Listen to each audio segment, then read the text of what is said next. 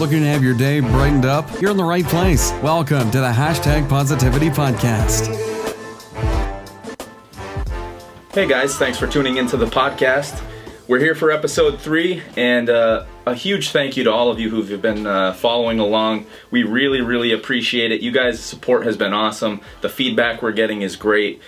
Be sure to follow along on our Instagram, Facebook, Twitter pages if you haven't already. At RealJohn, see Martin is John's tag.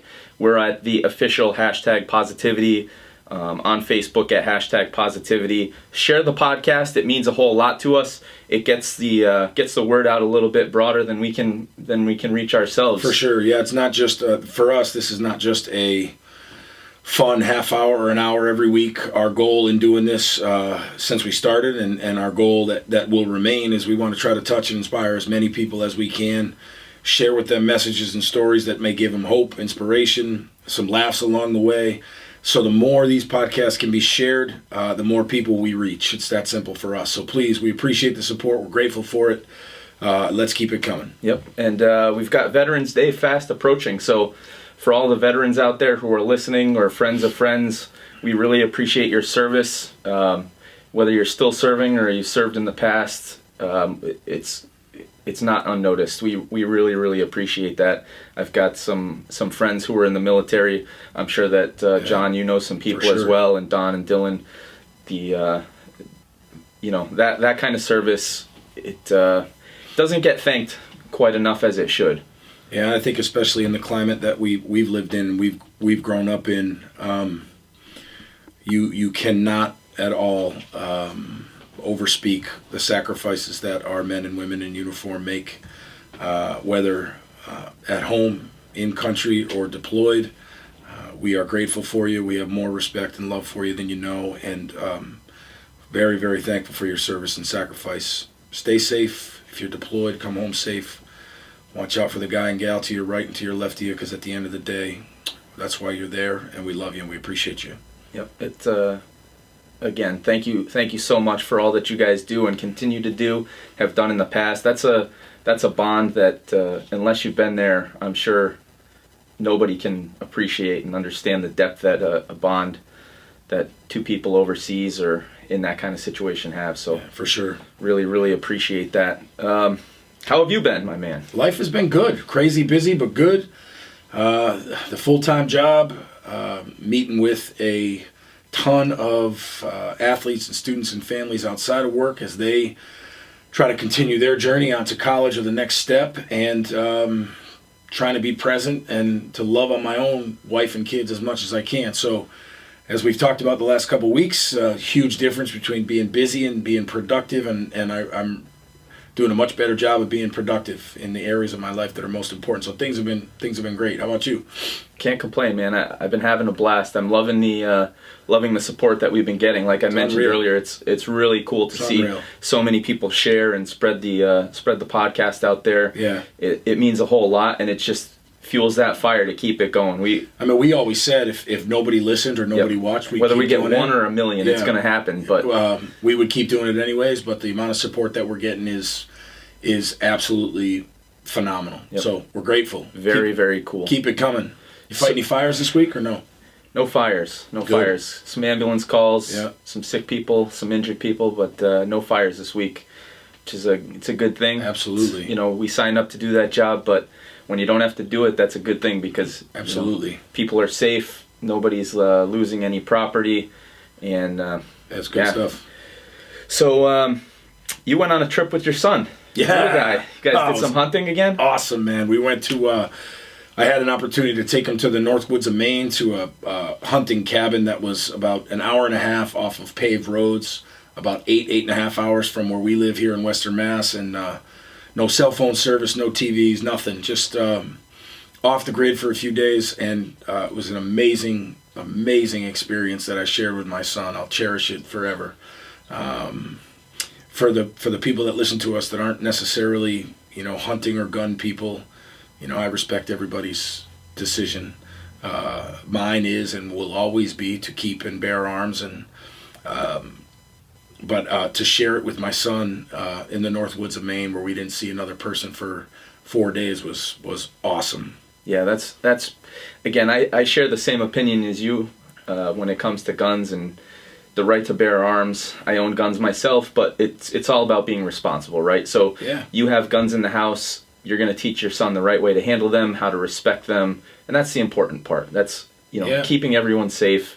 And again, everybody's entitled to their opinions. Absolutely. I respect all of them, but if you're going to keep arms in the house, then I think that it's a great thing what you're doing. Bring your son out, teach him how to use firearms, how to hunt responsibly. Yeah. And for me, it's not. I mean, for me, the guns piece is the smallest piece. It's the time I'm able to spend with my son. The 8 hours in the car to and from the hunting cabin, the hours that we spent in the woods with nothing to do but talk with one another, enjoy each other.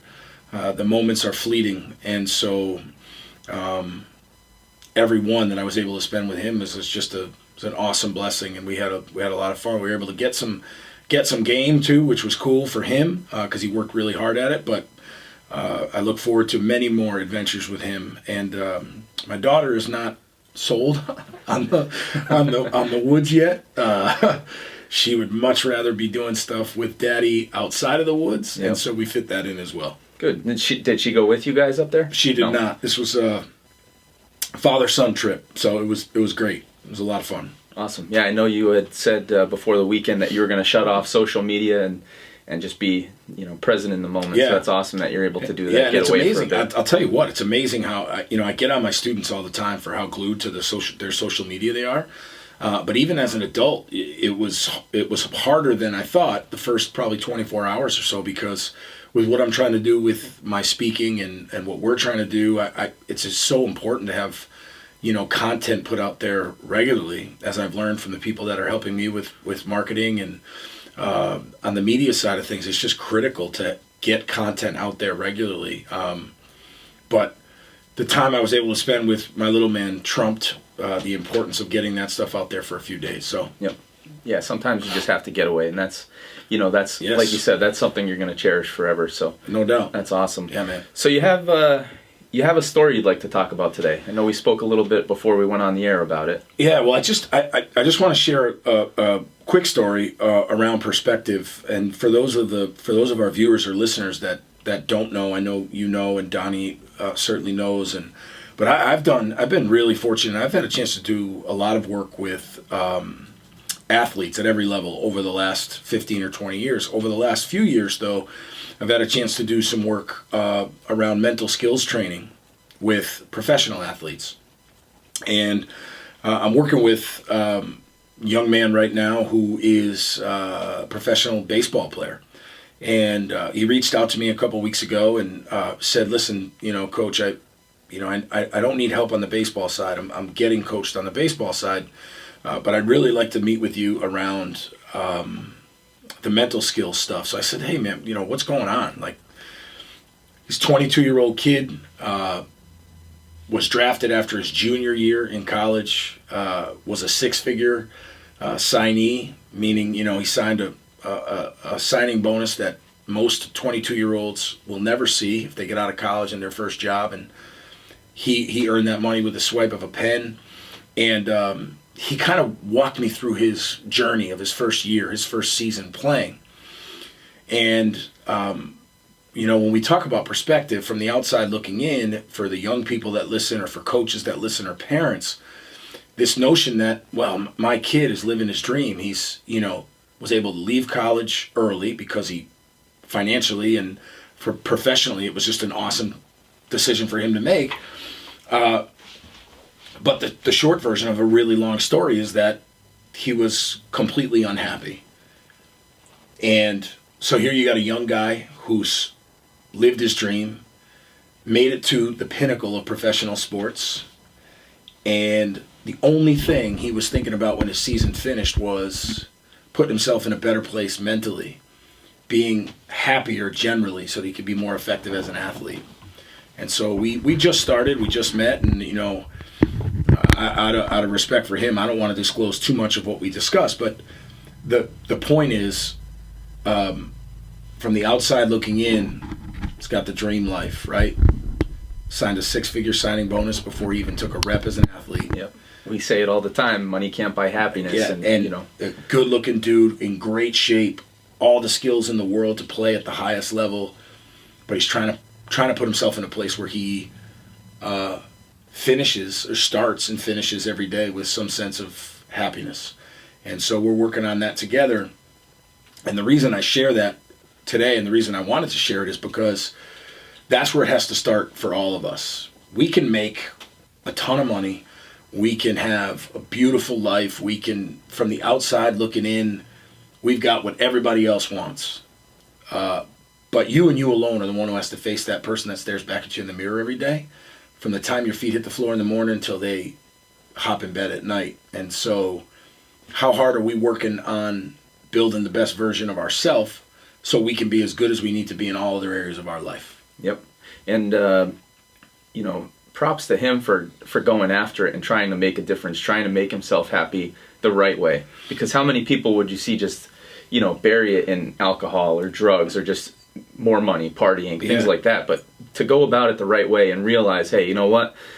I should have a better outlook on things. I'm not where I want to be. How can I change that? Yep. Or some people, or to just be able to rest in your skill set and say, you know what?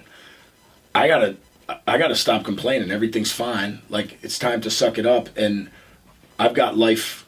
I'm crushing life in the eyes of other people. Right. But for him, it's about maximizing performance as well. And he realizes that he can't until he's right, until he's in a good place.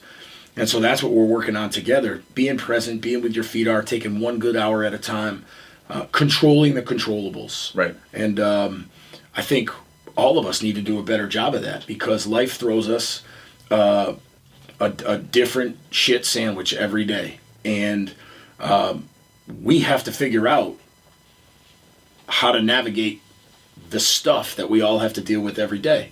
And you can't just keep brushing it under the rug and pretending it doesn't exist, because it just gets worse and worse and worse. And so he's addressing that at a really young age, at a great time in his life, and I'm super, super excited to work with him.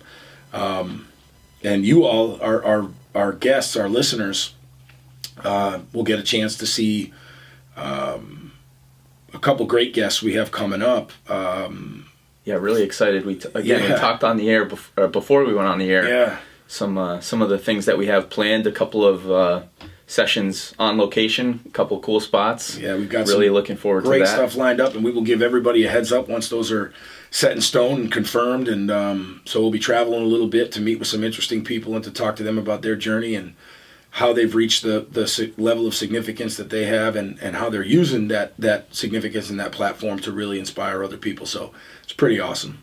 Gonna have to drag Don along with us, make him pack up all the equipment and story of my life, guys. Figure things Story of out. my life. But Don, I know he'll be there for us. He always is. And Donnie loves going with us. Yep. As much as he gives us a hard time, he loves going with us. So I would respectfully disagree with the hard time part. Well, I'm not sure that that's accurate. Opinions vary. Don's upset with us because that's subjective. We got the time wrong today. Well, I'll own it. Jason, you and I. Hey, we got the time. We wrong got the time today. wrong. How are my feet, by the way? Are they okay today? Jason, what were you saying? My feet. That's gonna be Don's go-to line. Jason, what were you saying? That's awesome. How have you been this week, Don? I've been great. I could care less. I've been great. Yep. Listen, I don't say that because I do mean it, but I see Donnie every day, all day, so I know how he's doing. Yep. He's doing great. Well, we had a big storm here. We You're had welcome. a big storm here over the past week where This is true. Don, you lost power, right? Lost power. You guys yeah. lost power. John, you lost power. We lost power. I didn't lose power. I'm right in the middle of it. I don't know how it didn't happen, but I lost a flagpole. My flagpole is going to need to be replaced. But other than that, no power loss. I don't know how that happened, but how long were you guys without? So went out Sunday night, right? Mm-hmm. Or early Monday morning. And we were back up and running Monday night about 8 o'clock. Yeah, it's about the same with us too. Yep. Yeah. Well, when John first got here, the National Grid truck pulled up outside, And I was like, you got to be kidding me. They're going to come here and shut off the power for something to do some work. I didn't lose power throughout the whole storm, and here we are about to record, and they're going to kill it on us. That would have been our luck. Yeah, it didn't happen, so that's good. No, John, did you happen to get a text message from Jason offering up, electricity during that time? You know what's interesting, Mr. Hey, listen, Mr. that should be Hashtag Positivity. You guys know you're welcome here anytime. No. But to Donnie's point, we're not far from you. I'm going to turn Don's mic off right now. No, I don't think you should. You don't live far from us, and it would have been a nice thing to do to, if nothing else, send a quick message saying, hey, I don't know if you guys are without power, heat, electricity. Food. Are your children okay? Well, I apologize, but that goes both ways because I don't remember getting a message from you guys either. What was I going to do? Invite you to my house with no power? But you didn't know I didn't have power. Correct, but I knew I didn't. Right. All right. I guess I knew I didn't. So, am I going to invite you to my house, my dark house, with no heat, no electricity, no light? So, next. All right, next time. I got you. Yeah, no, okay. I mean, we know where we stand. Yeah, it's pretty clear. All right, and back to the... Jason, what were you saying? Jason, what were you saying? Jason, what were you saying? I don't remember what I was saying. Where were we? Listen, I just shared what I think was an outstanding story on perspective. Yeah, I think, that's the thing. And so happiness is not objective, right? Everybody has a different idea of what happiness is. And people might look at this gentleman's situation and say, man, I would kill for that. Or at least they think they would, right? They think that if they had the money and the good looks and, the skills that he has, that's it. Well, why couldn't I have that? He's so lucky. People might say, oh, he's so lucky to have that. But there's no luck involved. Maybe a little tiny bit, but he put a lot of work in before he got there. He also recognizes how fortunate he is, and this is why I think this kid's going to make it. And he's humble enough to realize that he needs the help. That's exactly right. He understands that it's bigger than just, I can show up, and from a skills perspective, I've got it. He already together we can work together to accomplish something better than where we sit right now. So it's always humbling when people reach out and ask for help. They help me just as much as I'm helping them. So It's a great gift. That's cool. And the feeling that you get, I mean, I've said it before, it's kind of selfish. Some of the things, I've gone out and done these programs at schools and tried to do other events and things. I love you're tapping your feet. I love just it. A little bit. Yeah. I don't even think you need to. You're just doing it to do it, right? Right. That time I just wanted to make sure Donnie was paying attention. All right. Well, I was paying attention to Jason's story. It keeps everything sharp. We are tack sharp around here. Tack sharp. So sharp as a wet noodle. Some of the programs that I've done, it feels good to give back, but that feeling of being able to make a difference is awesome. And I know on the last episode I talked about how I was going to be at the Willie Ross School for the Deaf. And last week or the week before, I was able to visit there with my buddy Jonas, who's been a guest on the podcast. I think back one of the maybe episode 5 or 6, something like that. But if you haven't heard that episode, I encourage you to go back and listen to it. But Jonas and I went over and met with the entire school. So we did a couple different programs. We did a group of 5 to 8 year olds, and then we had a group of the high school age students. So, right up until I think like 12th grade. And what an awesome time. It really opens your eyes. We take a lot of things for granted. We take a lot of things in our everyday lives for granted. So when we were there, even just unpacking our bags, getting ready to give the presentation, I realized that I had my back turned to some people while I was talking. Sure. And they, because they don't have the ability to hear, they didn't realize that I was talking to them. So really just opened your eyes to be more conscious about things like that. Yeah. People that have disabilities and what they go through just to live their lives. It's crazy. And we were fortunate to be asked to visit actually a couple more schools with some of their students at remote sites. So we'll probably be at your school because I know there's a group of students there. We have a group of students at our school.